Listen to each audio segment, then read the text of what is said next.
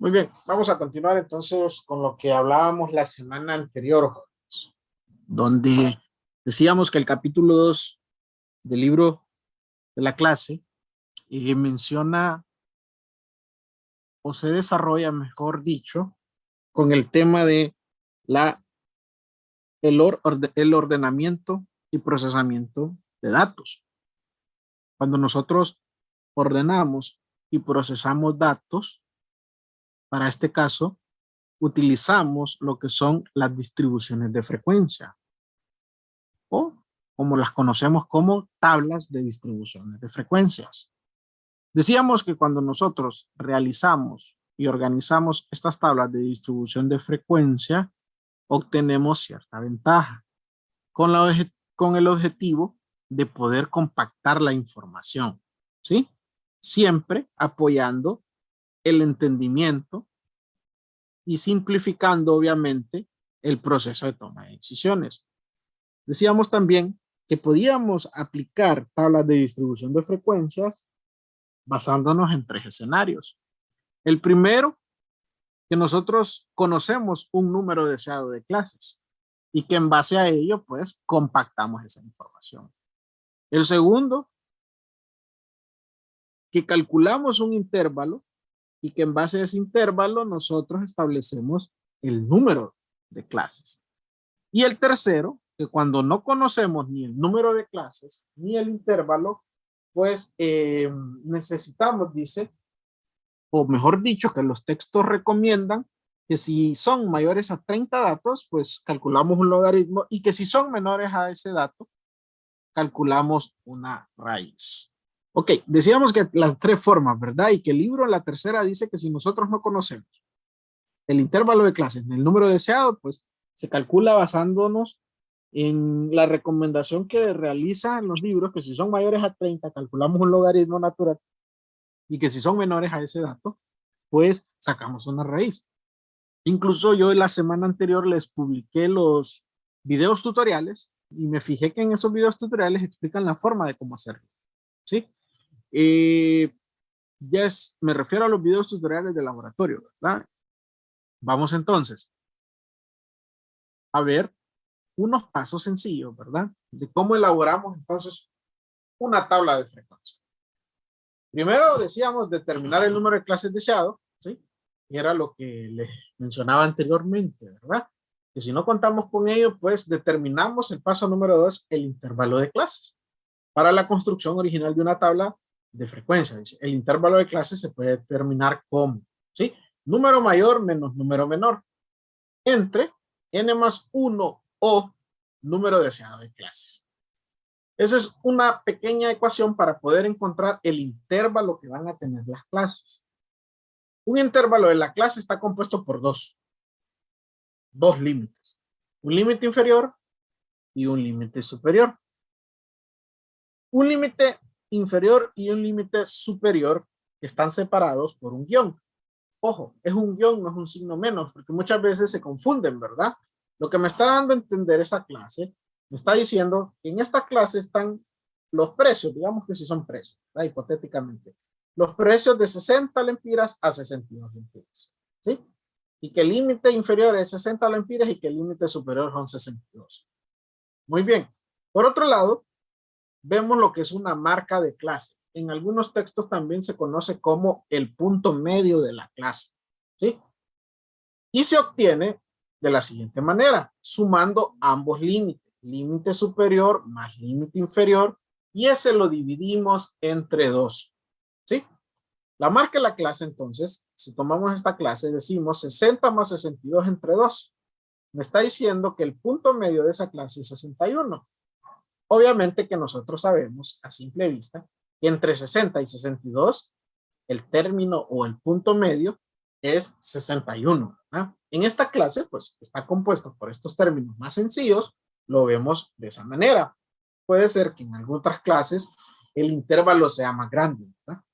Entonces, si nosotros queremos encontrar un punto medio, lo único que hacemos es sumar ambos límites y lo dividimos entre 2. 2 nunca va a variar, 2 es una constante, ¿verdad? Porque estamos dividiendo 2 límites. Y el paso número 3 es determinar el número de observaciones que caen dentro de cada intervalo de clase, ¿verdad? Es decir, encontrar las frecuencias de la clase. Las frecuencias son las agrupaciones, ¿sí? Y nosotros esta tabla la hacemos en base a frecuencias, en base a agrupación de frecuencias. Hagamos para un mayor entendimiento un pequeño ejemplo, un pequeño ejercicio. Dice que este ejercicio se ha consultado en 30 establecimientos diferentes el precio de la libra de azúcar, así obteniendo una muestra de los mismos, ¿verdad? O sea, estos datos que ustedes ven aquí son precios, ¿sí? O sea que se fue a consultar a 30 establecimientos diferentes que vale la libra de azúcar. Se pide que ordenemos los datos en forma ascendente, o sea, de menor a mayor. Y se pide también que determinemos la frecuencia de cada clase. Para este caso, pues, no me establece que construya en base a un número deseado ni en base a un intervalo. Entonces, lo que yo voy a hacer es una tabla de clases sencillas o de frecuencias sencillas. Ya la vamos a ver cómo se realiza. Lo primero es que vamos a ordenar de forma ascendente los datos. ¿De qué forma lo vamos a hacer? De manera vertical.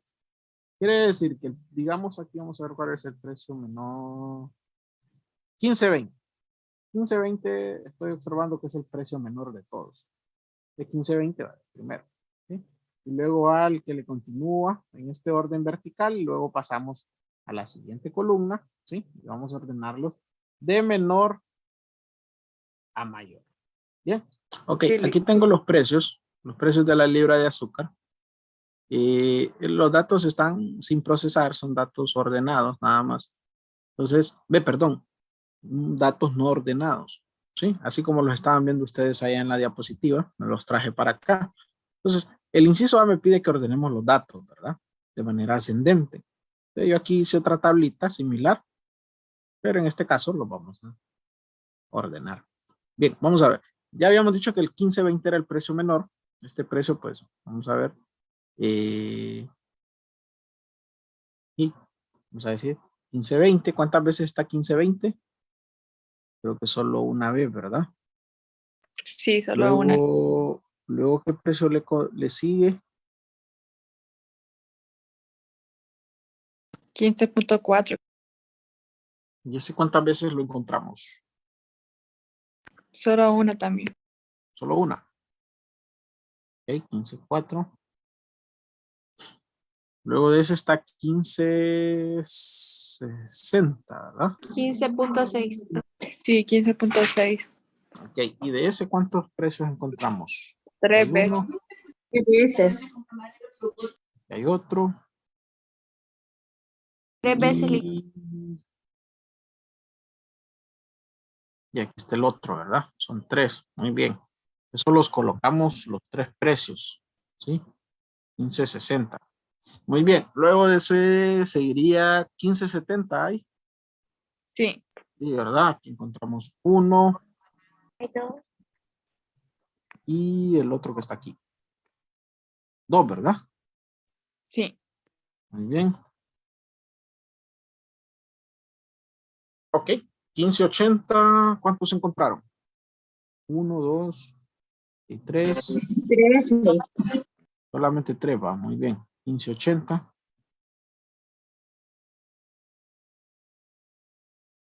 Ok. 15.90. 4 encontré yo. 4, ¿verdad? Muy bien.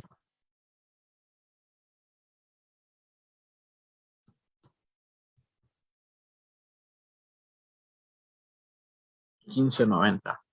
Luego está 16. Esto una vez. 2 veces.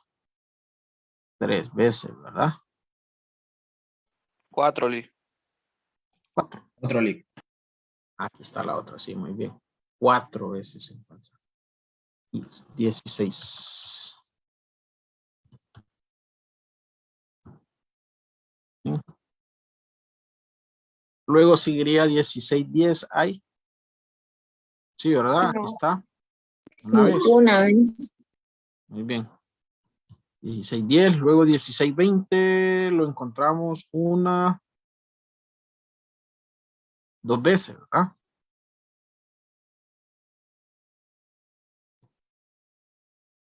Muy bien. 16.30, jóvenes. Creo que está 3. 3 veces. Muy bien. Está. 16.40, lo veo 2 veces. 2 veces. Bien, 16.40.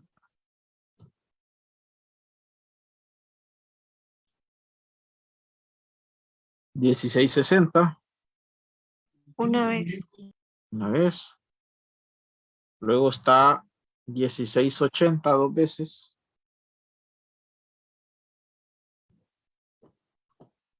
16.80, ¿verdad? Perdón. Y por último, 16.90. Ok. Aquí están entonces los datos ordenados, así como me lo solicita el inciso A. ¿Qué ventajas obtenemos cuando ordenamos datos, jóvenes? ¿Recuerdan la semana pasada que hablábamos acerca de ello? ¿Qué podemos destacar cuando ordenamos la información? Una es que podemos identificar fácilmente los datos que se repiten, ¿verdad? Bueno, aquí vemos que 1560 lempiras está 3 veces, ¿sí? Encontramos por aquí, bueno, 1690 que está 4 veces, y creo que 16 también, ¿verdad? Entonces, podemos identificar la repetición de los datos. Bien, ¿qué otra ventaja obtenemos? Identificar el valor mayor y menor.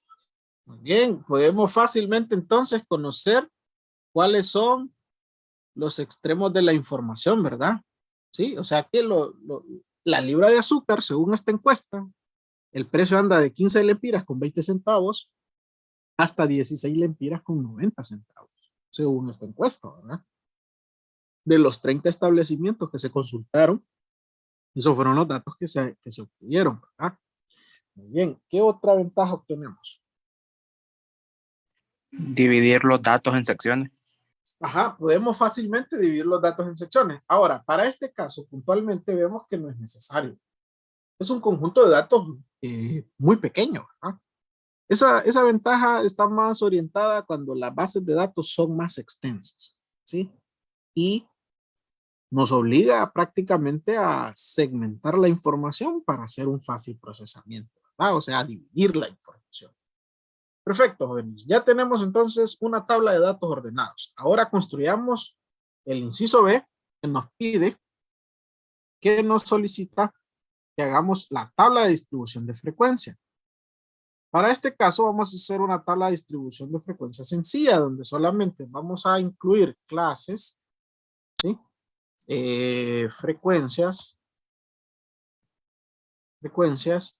y lo otro va a ser frecuencias relativas.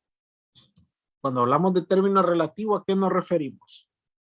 Nos referimos a un término porcentual, ¿sí? La relatividad en este caso se refiere a la representación porcentual que puede tener cada uno de los datos o de las clases, ¿verdad? Entonces aquí vamos a decir,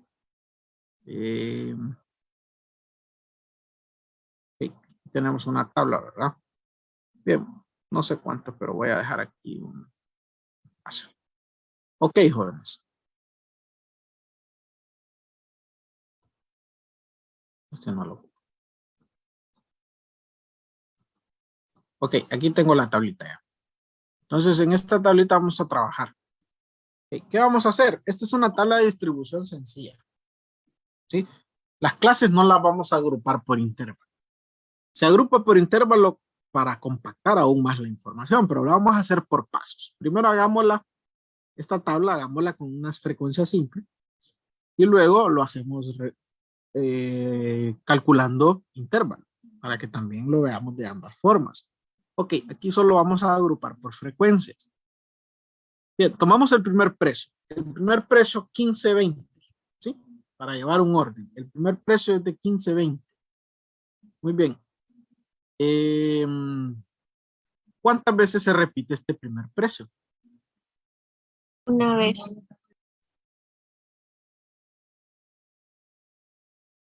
Una vez. Entonces, para este caso, su frecuencia va a ser igual a 1. ¿Sí? Su frecuencia va a ser igual a 1.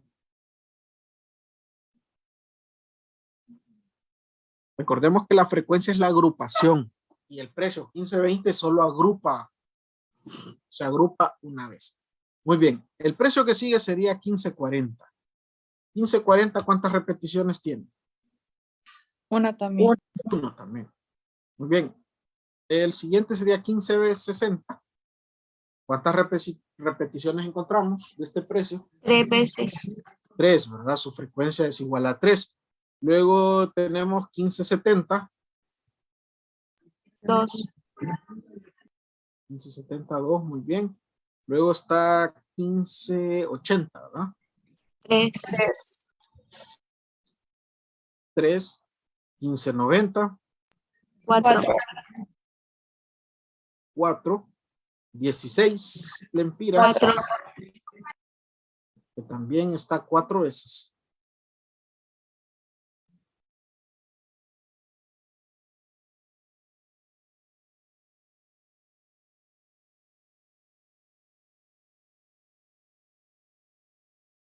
Muy bien. Luego de 16 encontramos 16.1. 16, sí, 16.1 o 10. Y está una vez, ¿verdad? Sí. Luego sigue 16 con 20 centavos. 2 Ese está 2 veces. veces. Luego está 16 con 30. Son Ah. 3 veces. Muy bien, de ahí está 16.40. 2 Lo veces. vemos 2 veces. 16.60. Una vez. Una vez. 16.80. 2 veces. Y por último 16.90, que lo encontramos una vez, ¿verdad? Entonces estos dos no van. Muy bien. Ok. Entonces aquí tenemos una tablita donde ya calculamos y agrupamos los precios en base a frecuencias con clases simples. Muy bien. Que una forma muy fácil también para poder identificar o para poder comprobar que no se nos haya quedado ningún dato por fuera es sumando la frecuencia, que esto es igual a n, ¿verdad? N es el número de elementos de estudio, o sea, los datos que estamos, con los datos que estamos trabajando. En este caso, yo les había dicho que eran 30 precios, ¿verdad? Entonces, sumemos las frecuencias, sumemos estas frecuencias para ver cuánto nos da.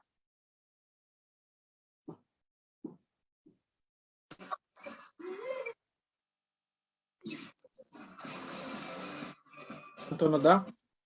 30, Blake. 30, ¿verdad? ¿Sí? Una forma de poder comprobar, ¿verdad? Que por lo menos no estamos dejando ningún dato, ningún precio por fuera. Al final, la agrupación de esta tabla se encuentra en la frecuencia, ¿verdad? Aquí están los 30 precios agrupados, ¿verdad? Entonces, de pasar de 30 datos, ahora solo tenemos, vamos a ver cuántos tenemos aquí. Decimos que hay 14 datos, ¿verdad? Aquí tenemos 14 datos. Muy bien. Entonces, ahora, ya tenemos estos 14 datos. Ok. Ahora, calculemos la frecuencia relativa. La frecuencia relativa lo que va a representar es el porcentaje que tiene esa clase con referencia a los 30 precios, ¿sí? O sea, 15 lempiras con 20 centavos, ¿cuánto representa para todo el total?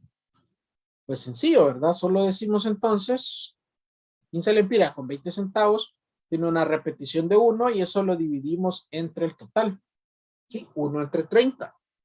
¿Cuánto les da?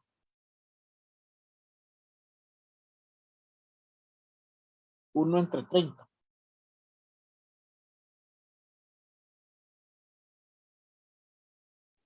$0.03. Y eso lo multiplicamos por 100 para encontrar el término relativo, o sea, el término porcentual.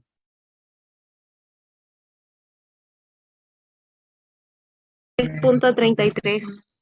3.33%.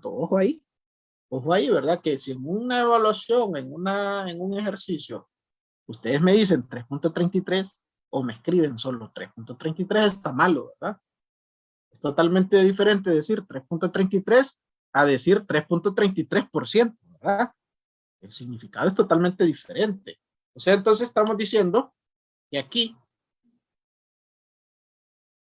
vamos a dejarle 2 cifras después del punto, 3.33, que el precio de 15.20 representa solamente un 3.33%.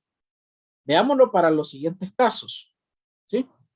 Para el siguiente caso, pues lo mismo, ¿verdad? Miren, para los que están utilizando Excel, yo aquí lo que hice fue una pequeña fórmula de decir 1 entre 30.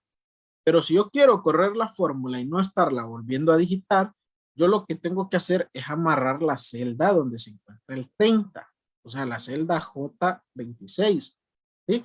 Para el momento de jalar la fórmula, se mueva esta celda, pero esta no, porque esta va a ser la misma para todas las divisiones, ¿verdad? Todos se van a dividir entre 30. Entonces es sencillo. A esto yo solo le aplico un F4 y si se fijan, le he agregado 2 símbolos de dólar.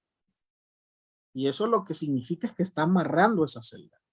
Ahora, al yo jalar la celda, voy a encontrar todos los números. Entonces, si se fijan, corrí la fórmula y ahí están todos los datos. Miren. Ahora, nosotros lo podemos hacer manual, ¿verdad? Quienes no están en Excel, solo vamos a ir dividiendo la frecuencia entre 30 y lo vamos a multiplicar por 100 para encontrar el término relativo, ¿verdad?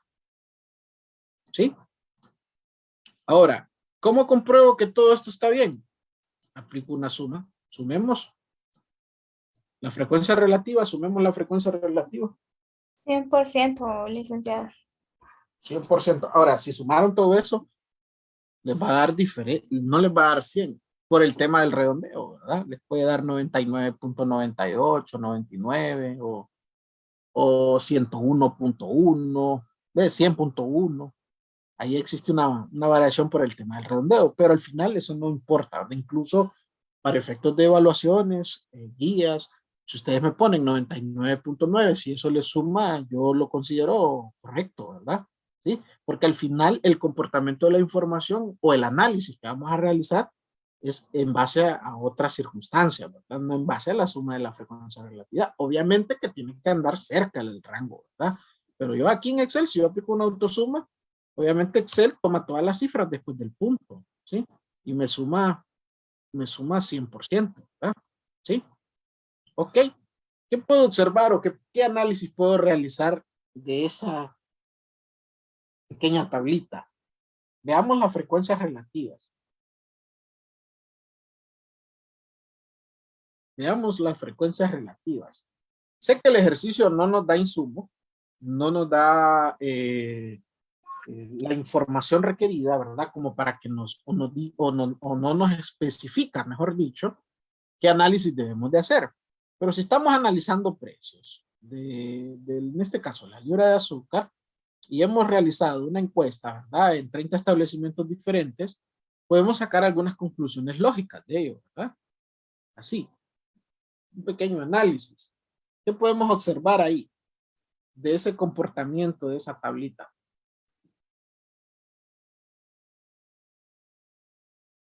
¿Qué pasa con el precio de 15.90 y 16 lempiras? Aquí puedo destacar esto. ¿Qué pasó aquí? Ese es el punto intermedio, Lee. No necesariamente el punto intermedio, mejor dicho, esos precios son los que mayor repeticiones tienen, según esa muestra, ¿verdad? Y veámoslo en la frecuencia relativa. El que tenga mayor relatividad porcentual es el que mayor mayor representación tiene dentro de la base de datos. ¿Sí? Y aquí lo vemos, pues, estos dos precios tienen una representación porcentual del 13.33%, ¿verdad? Y vemos que de 15.90 a 16 lempiras fueron los precios que comúnmente, mayormente se encontraron en esa base de datos, ¿verdad? Y para efectos de negocio, nosotros queremos hipotéticamente lanzar el mismo producto, esto puede ser un buen parámetro, ¿verdad? Para poder ver cómo está el mercado, ¿sí? Y cuáles son los precios que más se encuentran en el mercado, ¿verdad? Es un comportamiento lógico que vemos, ¿verdad? Un pequeño análisis, ¿sí? Como les dije, ¿verdad, jóvenes? Aquí vamos, la clase es muy mecánica, pero ustedes tienen que saber interpretar, ser observadores, ver dónde está la mayor representación de información, cuáles son los datos que se repiten, los que mayor frecuencia tienen, ¿verdad? Por ende, los que mayor frecuencia tienen una mayor frecuencia relativa, ¿verdad? Entonces, todos esos datos al tomador de decisiones son los que le llaman la atención, porque ese es el comportamiento de esta base de datos. Se consultaron 30 precios, ¿verdad? Y el comportamiento aquí lo vemos. Incluso más adelante vamos a ver de manera gráfica estas tablas, ¿sí? Porque también es parte de las tablas de distribución de frecuencia la representación gráfica, ¿verdad? Cuando vemos el polígono de frecuencias, cuando vemos los gráficos de pastel o circulares, los gráficos de barra, el histograma, la ojiva mayor que, la ojiva menor que, todos esos gráficos que se utilizan comúnmente para elaborar estadísticas, ¿verdad? Que lo vamos a ver. Incluso esa es una parte que yo prefiero evaluarlo mejor en el laboratorio que aquí. O sea, un gráfico dibujado en un cuaderno, yo no es que lo desmerite, ¿verdad? Pero yo creo que es más fácil o tiene un mayor aprovechamiento que lo hagamos en esta herramienta Excel que incluso tiene todas estas bondades, ¿verdad? De poder aprender y graficar una tabla, ¿verdad? Para esta primera unidad lo que vamos a ver nosotros lo vamos a ver teóricamente, ¿sí? Lo vamos a evaluar teóricamente. La parte práctica la vamos a evaluar en el laboratorio. Ojo, solamente estoy hablando del tema de los gráficos, ¿sí?